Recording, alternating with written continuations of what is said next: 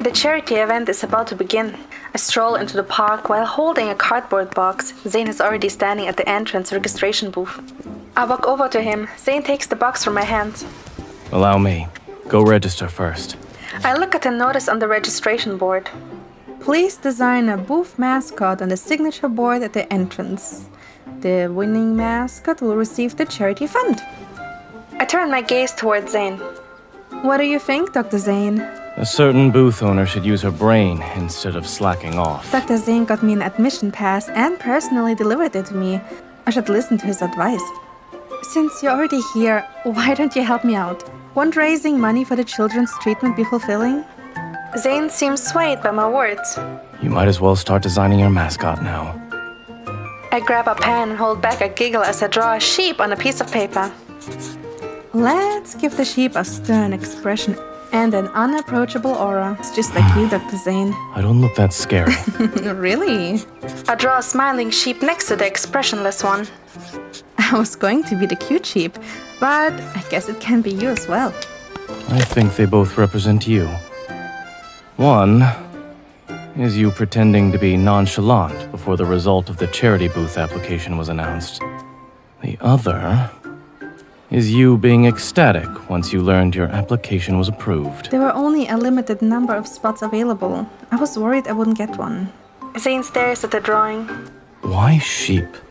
That's because the kids in the hospital started watching John the Sheep recently. They really like it. You visit the hospital quite often. I just happened to pass by a couple of times. I grab the pen again and draw a heart between the two sheep. This heart represents the effort we're putting in for the kids. Zayne takes a red-colored pencil and colors in the heart. It is a mascot designed by the booth owner. I suppose this counts as my submission. Yes, it does! Let's go set up the booth together now.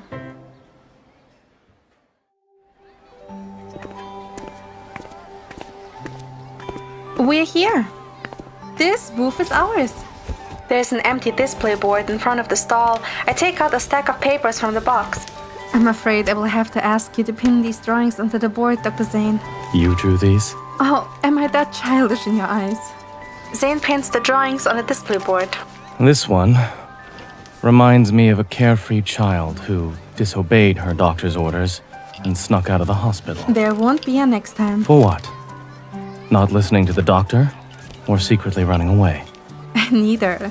I will take better care of myself and try to meet you more outside the hospital. Zayne glances at me as he picks up a new stack of drawing paper. He pauses. What are these drawings? I just told the little painters, who also happen to be impatients, that they can draw about their time at the hospital. You happen to be in all of the drawings. The kids drew pictures of spring, sunshine, birds singing, flowers, and Zayne laying comfortably on the grass. I'm guessing this one is of your smile. It's warm, just like the sun. Are you certain that's what it's supposed to be? You believe you're not as warm as the sun? I cannot be compared to you. But I'm better than most. Maybe he drew you with the sun because he thought it was sad you get off work late every day. He probably hopes you get more sunshine. I did tell him to get some sun downstairs instead of staying in the ward all the time. I point to a drawing hanging in the corner. It's an energetic sheep making a phone call. What is that drawing about, by the way? Sammy wouldn't tell me no matter how many times I asked. Sammy didn't want to do checkups when he first arrived at the hospital. So you made a phone call to persuade him? Grayson did it to coax Sammy to take his medicine. Sammy said John the sheep told him on the phone that he would be discharged from the hospital once winter is over. Did it actually work? He's not a 3-year-old kid. Such lies won't fool him. A tree's shadow falls on Zayne's face. I smile at him. You honored your promise. It's already spring. That's because he's determined and never gave in to fear. Zayne quietly looks at me. With my left hand, I make a call me gesture close to my ear. Be it words left unspoken or words hidden in drawings. With my right hand, I make another call me gesture and put it close to Zayne's ear. As long as there's a medium for sound to travel, the words will get through the winter to see spring. Zayne covers my hands with his. Dr. Zayne, is winter over now? Yes. Those patients have been discharged. Zayne turns his gaze at the new leaves sprouting from the tree branches and the bustling crowd. If words of hope must be transmitted through some sort of medium, I'll always find that medium. And then? And then, I'll tell everyone that spring is on its way. The charity event is coming to an end at noon. I drop the donations into the donation box at the hospital and return to the booth to look at Zayne. I find him sitting on the grass, peeling apples with a fruit knife. He's surrounded by kids holding apples. I just asked around. Not only did our booth raise the most money, our sheep won the best mascot award too. Well, thanks to a certain someone who collected every one of the children's drawings and told their stories to the people who bought them all morning. I pick up an apple peel from the plastic bag. You removed the peel without it breaking apart. A basic skill for surgeons.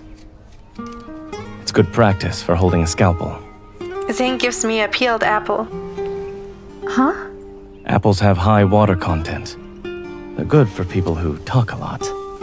Did you hear what I said on the phone? Well, someone invited me to go see tulips with them. The line went dead before I could even respond. I saw someone passing by the booth and thought he wanted to buy a drawing. Yes.